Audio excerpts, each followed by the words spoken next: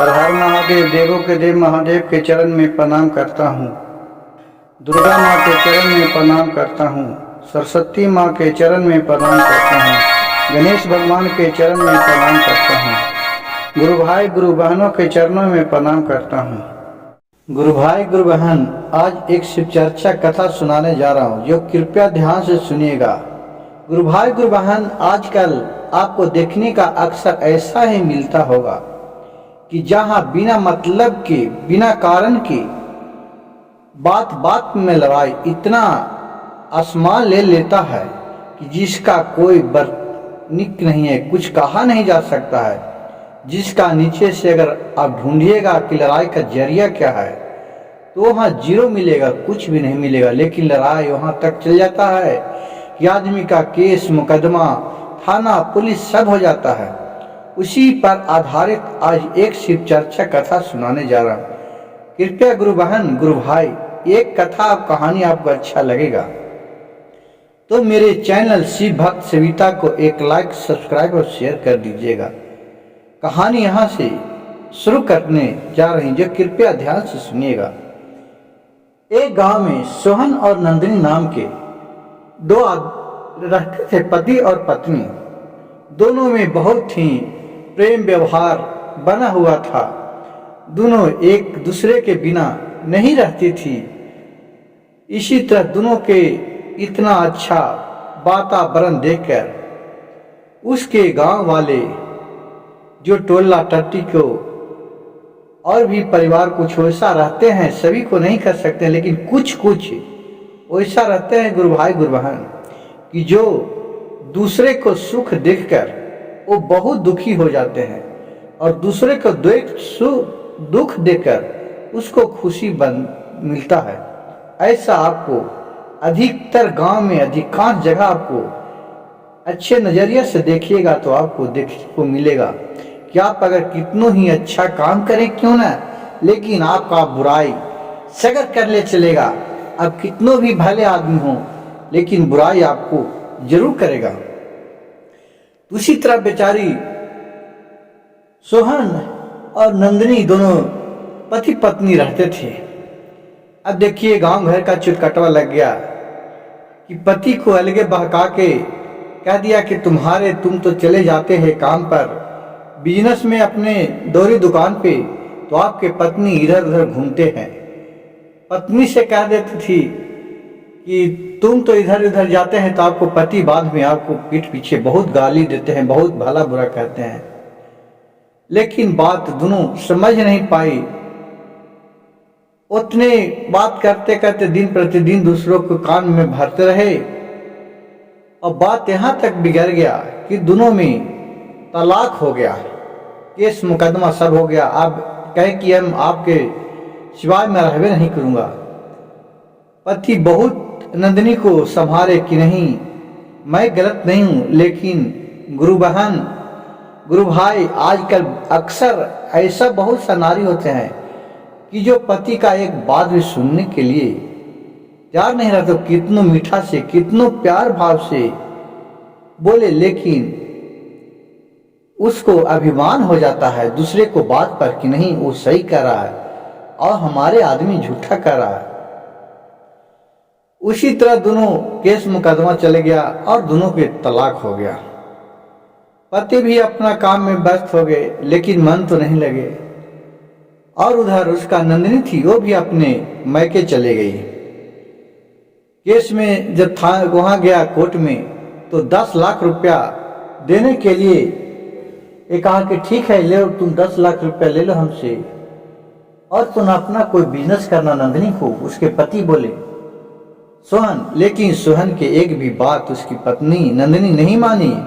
कहे कि मैं तुम्हारे दौलत से हमको कोई अधिकार नहीं है, मैं तुमको एक पैसा नहीं लूंगा। और देखिए, गुस्सा में अपने एक भी पैसा लेने से इनकार कर दिया, नहीं लिया। बहन गुरु भाई, एक कहानी है कि खिसियाई बिल्ली खटिया नोचे, वही वाली एक कहानी है कि नंदिनी दूसरे के बात में आके अपने आप को, देखिए, एक भी लेने के लिए अहंकार नहीं थी, अपने फिर मैके में चले गए अब वहाँ रहने लगे।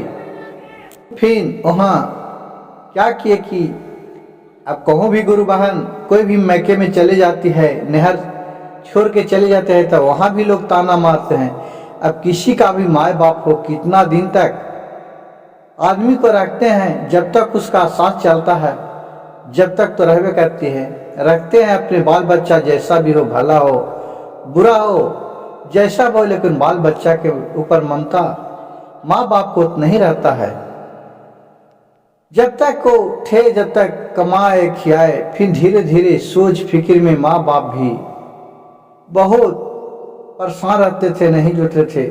अब नन्ही देखिए अब हम क्या करें, तो भी अपने क्या किए कि एक प्राइवेट स्कूल में जॉब खोजी पढ़ाने के लिए, क्योंकि पढ़ी लिखी लड़की थी।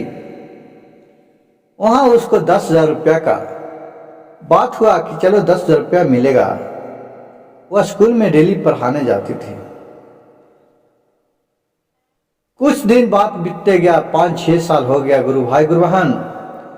तो नंदिनी के मम्मी का और पिताजी का तबीयत दर्द था। वो बम्बे चले गए दिखाने के लिए, दिल्ली चले गए दिखाने के लिए। अब एक दिन के देखिए बात है, एक जगह शिव चर्चा हो रहा था, तो वहाँ नंदिनी गुजर रही थी। तो मने बोल रहे कि हे शिव गुरु, हे भोलेनाथ, सबके मन के मुरादा पूरा करते हैं। हम कौन सा गलती किए जो हमें आज यह तकलीफ को देखना पड़ रहा है। वो मन ही मन नंदिनी मन के मन माने बोले कि हे भोलेनाथ, अगर हम मेरे सारे कष्ट दूर हो जाए, मेरे सोचे काम पूरा हो जाए, तो मैं भी आपको एक बार शिव चर्चा कराऊंगी। और मन ही मन इतना बात बोल के वो अपने चली गई। जा रहे थे दिल्ली, मम्मी और पापा जो तबीयत था उनको देखने के लिए। तो देखिए शिव गुरु का महिमा गुरु भाई गुरु बहन, यहाँ जब घटना घटते हैं, जिस ट्रेन में नंदिनी बैठी थी उसी ट्रेन में सोहन ऊपर का सीट पर सोहन बैठा था और नीचे की सीट पर नंदिनी बैठी थी। रास्ते में ट्रेन खुल गया, चला गया। जब आधा दूर पहुंचा तो एक बार पेशाब करने के लिए सोहन ऊपर से उतरा, तो देख रहा है कि नीचे नंदिनी बैठी हुई है और पूरा एकदम सूख के खटाई हो गई है, दुबली पतली पूरा।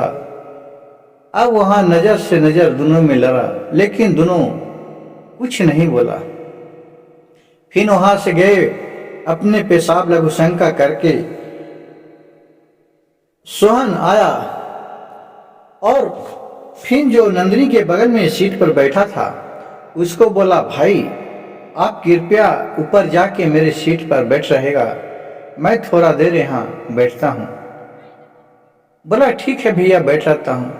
ऊपर जाके वो बैठ रहा और सोहन नंदिनी के बगल में बैठ रहा, और दोनों के उसको वो देख रही है, उसको देख रही है, लेकिन कोई किसी से बोल नहीं है रही है। फिर उधर से आया चिनिया बादाम बेचने वाला। तो सोहन बोला नंदिनी से कि मैं चिनिया बादाम लेता हूँ, आप खाइएगा? इसकी नहीं नहीं, आप ही ले लीजिए, मैं नहीं खाऊंगा। क्योंकि खा लीजिए ना, कम से कम चिनिया बादाम तो खा लीजिए, इसमें क्या दोष है, इतनी टाइम पास हो जाएगा। तो कहा ठीक है। नंदिनी बोली कि ठीक है, मैं चिनिया बादाम ले लेता हूं, लेकिन मैं पैसा दूंगा। नंदिनी बोली कि मैं पैसा दूंगा। सोहन बोला ठीक है, कोई बात नहीं, आप ही दे दीजिएगा। फिर नंदिनी चिनिया बादाम लिया और पैसा दिया, और फिर दोनों वहां बैठ के खाने लगी। अब धीरे धीरे खेते खेते बोला सोहन कि नंदिनी आप कितना दुबली पतली हो गई है, लग रहा है कि खाने के लिए नहीं मिलता है क्या? तो नंदिनी बोली खाते हैं नहीं क्या, भूखले रहते हैं। तो एकदम देखो तो चेहरा पर रौनक नहीं है, कितना सुंदर लगती थी, कितना अच्छा चेहरा था, एकदम लग रहा है कि सूख के खटाई हो गई है। तो नंदिनी बोली कि आपका भी तो चेहरा बहुत ही उदास रहता है, पहले जैसा तो हंसते बोलते रहते नहीं है, ये तो कहाँ जा रही है। तो नंदिनी बोली कि मेरे पिताजी और माँ का तबीयत अब है, तो मैं हॉस्पिटल में देखने के लिए दिल्ली जा रहे हैं। तो सोहन से बोले, तो सोहन को बोले कि आप कहाँ जा रहे हैं। बोले कि मैं भी तो दिल्ली जा रहा हूँ, कोई काम के लिए, बिजनेस के लिए, वहीं जा रहा हूँ। तो फिर नंदिनी से सोहन बोले कि आप अभी क्या कर रही हो, क्या कुछ काम धाम कर रही है कि घर पे बैठी है। बोले कि नहीं, मैं स्कूल में पढ़ाने जाते हूँ, टीचर का काम है। तो कितना मिलता है। कोई 10,000 रुपया मिल जाता है। तो बोले कि 10,000 में कैसे काम चल जाता है। तो बोली नंदिनी कि चल जाता है, किसी तरह अपना पार लगा लेते हैं, कुछ तो सहारा बन जाता है ना। तो बोले कि देखो, मैंने तुम्हें 10 लाख रुपया दे रहे थे, वो घड़ी तुम 10 लाख रुपया ले लेती तो दूसरे के तो आज टीचर नहीं करने पड़ते, दूसरे के स्कूल में तो नहीं पढ़ाने पड़ता, आप खुद को उतने में स्कूल खोल सकते थे, आप खुद वहां पढ़ा लिखा सकते थे, मास्टर रख सकते थे। ये फिर नंदिनी बोले कि ठीक है, माँ कैसी है, माँ पिताजी। बोले कि क्या माँ पिताजी ठीक रहेंगे, आप जब से आई है उन लोग भी सब घड़ी उन लोग का तबीयत दब रहता है, नहीं खाने का ठिकाना, नहीं पीने का ठिकाना रहता।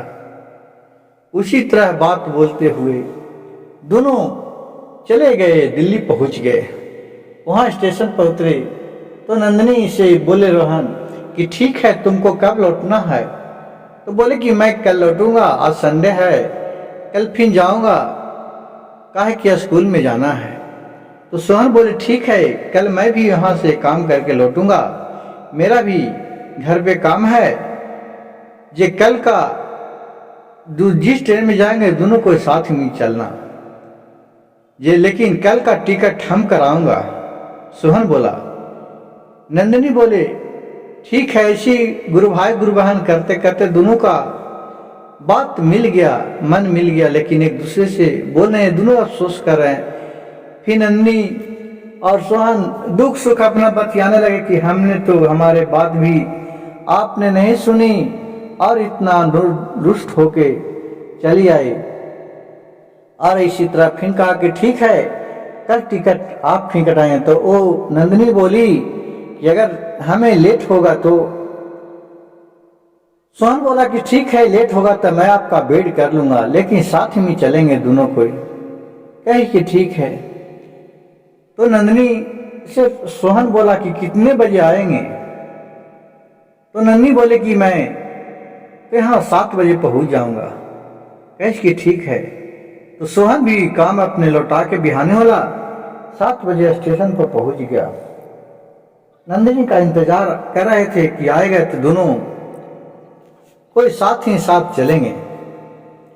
नंदिनी को आने में 10 बज गया, 2 घंटा लेट हो गया टाइम से। लेकिन ये 2 घंटा तक सोहन इंतजार करते रहे कि चलो आएंगे तभी जाएंगे। फिर नंदिनी पर नजर पड़ा। सोहन बोले कि क्या लेट बहुत हो गया। तो कहा कि हाँ, थोड़ा माँ पिताजी से बात करने लगे, उसी में थोड़ा लेट हो गया। लेकिन तुम तो अब तक नहीं गए, आप चल जाते। कहे कि नहीं नहीं, मैं कैसे जाते। तो कहे कि आप इतना इंतजार हमको कर रहे हैं। तो कहे कि हाँ, मैं तो इंतजार करते कि साथ में जाएंगे। फिर सोहन नंदिनी का भी टिकट लिया और दोनों ट्रेन में बैठ के चलने लगे। फिर ट्रेन में बहुत दुख सुख दोनों बतियाने लगे। फिर नंदिनी से सोहन बोले कि क्या तूने कहूँ शादी की कि नहीं की अभी तक। तो नंदिनी बोली कि नहीं, मैं जीवन भर अब रह जाऊंगा, लेकिन शादी नहीं करूंगा। तो फिर नंदिनी बोले सोहन से कि आप कहूँ विवाह हुआ किए कि नहीं किए। तो बोले कि नहीं नहीं, मैं ऐसा ही मर जाऊंगा तेरी याद में, लेकिन मैं शादी नहीं करूंगा।